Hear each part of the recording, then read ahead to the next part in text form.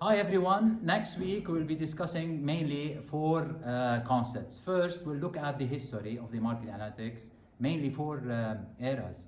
We started in 1972, maybe the first automated digital data recording.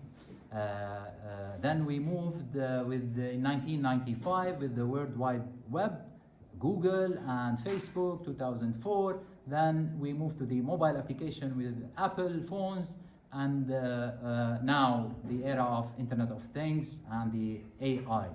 Another topic that we will discuss is the chain of effects of marketing analytics. It's not enough to deploy the analytics. You need to have the right culture, you need to have the right infrastructure in terms of IT, and you need to have the right data skills as well.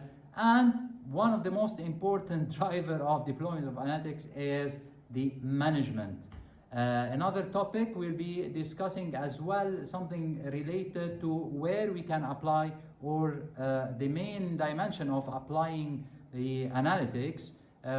Mainly it's the customer relationship management, and privacy and data privacy is important as well domain within the marketing analytics. The marketing mix important as well, and the personalization lately with too many data collected. Now the final topic will be about the visualization. So it's not enough to collect data, we need to visualize it. We look at the information quality because it's very important.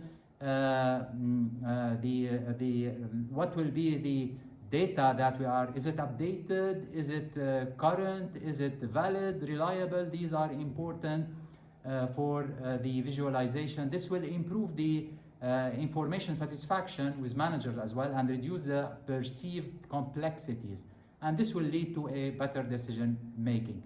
These are mainly the four topics that will be discussed next week. We'll see you. If you need more details, you can check the link on the post. Thank you.